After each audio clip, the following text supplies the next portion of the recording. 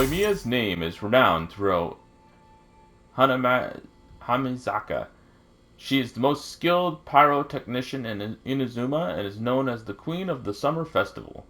Yoimiya, who has inherited the mantle of Naganohara, is able to give people an unparalleled experience with her ever-changing and spectacular fireworks. In addition to being a craftsperson, she is also the heroic sister in the eyes of many children. No matter how big the problem is, Yoimiya always has a solution to save the day. Be it the illusions of fear or the shadows of cold reality, they will all dissipate under the starlight magic of Yoimiya's fireworks. The children are not the only ones she helps. As long as one is willing to talk to her about their troubles, she will lend a helping hand and try her best to help them through the crisis. Splendid fireworks, warm starlight, and passionate lights all join in a swirling dance in Yoimiya's hands. Her bright smile is always able to inspire fellow travelers and light up the way for them. In Inazuma's fireworks symbolize summer. The various festivals that take place at fixed times feature a rotation of various events, with fireworks being the sole constant. Over a century ago, the Yashiro Commission once organized a dazzling fireworks display with commemoration as the theme. The fireworks then were made by the greatest pyrotechnicians in the land, and this was the origin of the Naganohara fireworks show. In latter days, the fireworks would become common, and the Naganohara fireworks show would slowly become an event in which all people would participate. During the fireworks show, everyone can light their favorite fireworks, and the owner of the Naganohara fireworks store will pick an appropriate time to set up a most lavish performance. The year Yoimiya took over, her first fiesta was already jaw-droppingly good. On the night before that fireworks show, Kamisato Ayaka enjoyed Yoimiya thusly. Her Excellency will be watching this fireworks display personally. As such, please add Her Excellency's emblem, the Electromistu Domo, into the fireworks repertoire, if you would. Ha! Just wait for it, Yoimiya replied, agreeing with great confidence. Before the show could begin, Yoimiya ran all about the city, placing thousands of launch tubes in every nook and cranny. At the festival's finale, the blazing fireworks formed a gigantic picture scroll that depicted the city of Inazuma in the skies. Yet, Ayaka did not find the critical emblem in any one of those fireworks, and wondered if Yoimiya had made an error in her arrangements. It was only after speaking with Yoimiya that Ayaka discovered that the image of Inazuma in the skies had an angling trick added to it. If viewed from the Tenshukaku, the fireworks would form a huge, clear, and orderly image of the Raiden Shogun's house crest, with some playfully lacy decorations on the side to boot. Of course, how could Yoimiya miss a beat at a fireworks performance? This way, she won the praise of both the people and the Raiden Shogun, and this feast would become a timeless classic deeply rooted in the memories of countless people. With Yoimiya around, the Inazuma summer shall not lack any glorious fireworks. Thus was her nickname Queen of the Summer Festival coined. Naganohara's fireworks are loved by all, and the work in the shop is always in full swing. As such, people often feel that coming up to the door without important matters might hinder the work. However, this is just the opposite. With Yoimiya, for chatting is her other great hobby.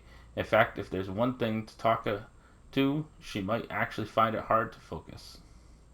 If chatting with the guests is her way of understanding their mood and way of thinking, such that the best fireworks can be crafted. Then going with the flow and sitting down for tea and idle chat with them after delivering the goods is how Yoimiya rewards herself. Sometimes, if that is not enough, she will make some small talk with her neighbors on the way, give them some small trinkets, and receive a basket of small treats in return. Yoimiya is always able to strike a balance between listening and speaking in such chats. She doesn't repeat herself, doesn't cross boundaries, doesn't come off as indifferent or overly invested. After a talk over tea, everyone leaves in a good mood. Her neighbors are all ordinary folk, and their lives are not exactly full of extraordinary things. Sometimes the same news will be told by different people over and over, but Yoimiya doesn't not find this upsetting. What she enjoys is the process of talking to others. Even if they speak of the same matter, different people will have different viewpoints. After taking over the fireworks shop, Yoimiya's relationships with her neighbors became still more harmonious. Many old folks have taken her for an old acquaintance and often invite her to their place to sit and recount the festivals of yesteryear. Middle-aged parents will ask Yoimiya to meditate the relationship between themselves and their children, and will regale her with the little trivialities of daily family life. The young people treat Yoimiya as a sibling of sorts, volunteering to help her cart heavy fireworks making materials around, hoping that Yoimiya will get off work faster and take the children out to play. Yoimiya puts it this way: I believe in the unique power of language. There's nothing that can't be talked through somehow. Craftsmen seeking perfection are often rigorous and self-disciplined. Yoimiya is an exception, acting freely and taking unscheduled breaks. Sometimes she even has to work late into the night when she misses her daytime work due to chatting for too long. But when the sun begins to rise, she will climb up to the heights to see the sunrise with a sense of accomplishment at having finished her work in her heart.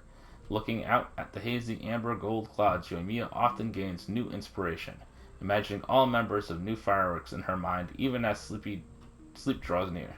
Her neighbors have often found her sleeping in places like eaves, tree branches, and stopped water wheels.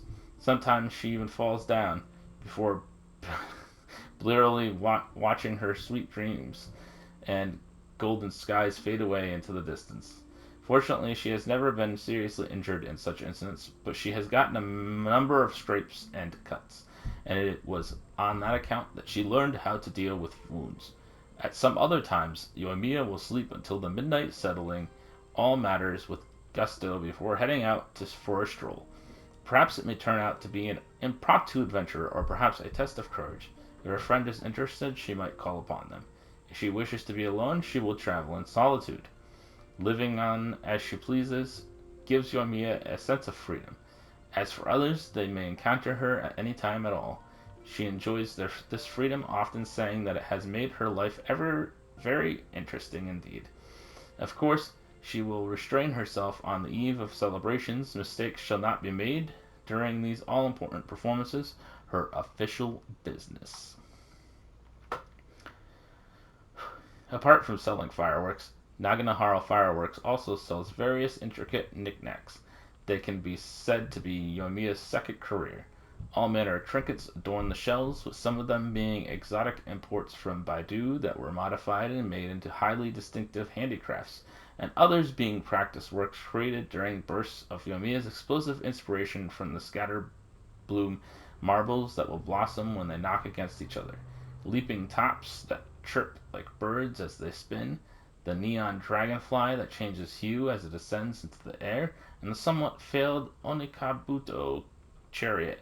All these toys are inspired by the little games that the common people play. They are not only popular among the children, but are much loved by adults as well.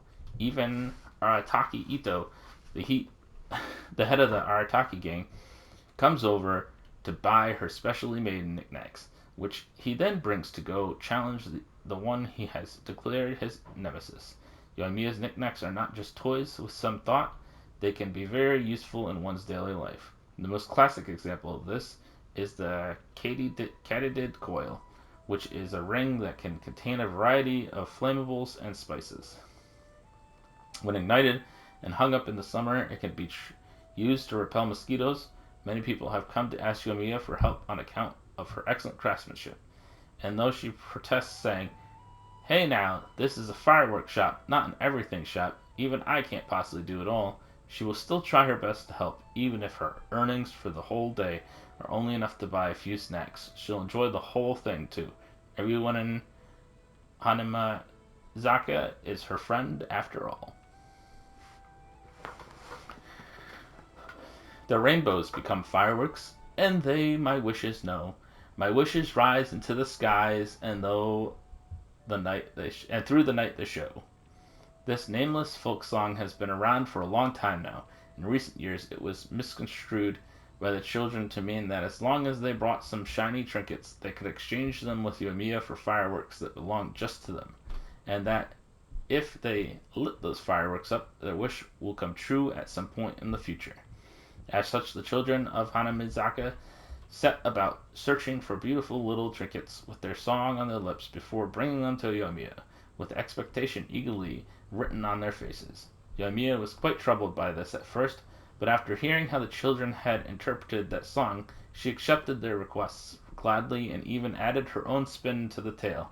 The rainbows in the song not only referred to shiny treasures per se, as long as she found them sufficiently shiny, whether they were colored rocks from the creeks or shell fragments from the beaches, she would take them and make lovely fireworks, as per the agreement. Indeed, if they were to bring her expensive things, she might in turn say that they are too ordinary, and take the children to look for the owner of those lost goods.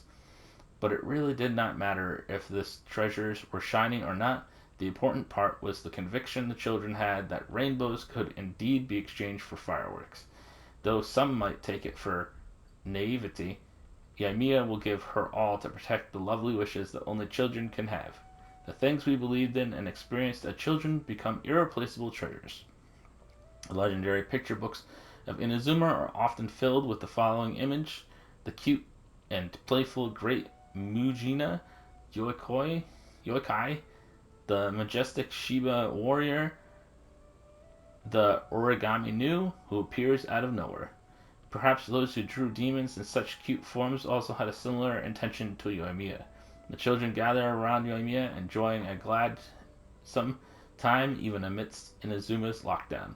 Yoimiya's own childlike heart and liveliness never dulls, like fireworks and stars that shimmer and shine in the night sky. Every festival, Yoimiya not only tries snacks from every store, but she also collects all sorts of candies, wrapping them up with care before storing them away inside a small candy box. Yoimiya's candy box is a small crimson ball that has been decorated with delicate lanyards and ornate accessories, much like the hair accessories she often wears. Each time she encounters a joyous event, she will take one candy out of the box and eat it. If her friends or the children are around, she will share sweets with them. Yoimiya's neighbors often mistake her hair ornament for the candy box, hence its erroneous nickname Sweet Pearl. The speed at which the box lightens is taken as an important measure of happiness. The quicker it empties, the more pleased Yoimiya is. Sometimes when things get busy, she sometimes absently uses the candy box as a hair accessory, realizing her mistake only after the day is done. Still, even this error would inspire Yoimiya. From then on, she would wear them interchangeably. Take a guess, does my hair ornament have candy in it today? Free pick of the sweets to anyone who gets it right.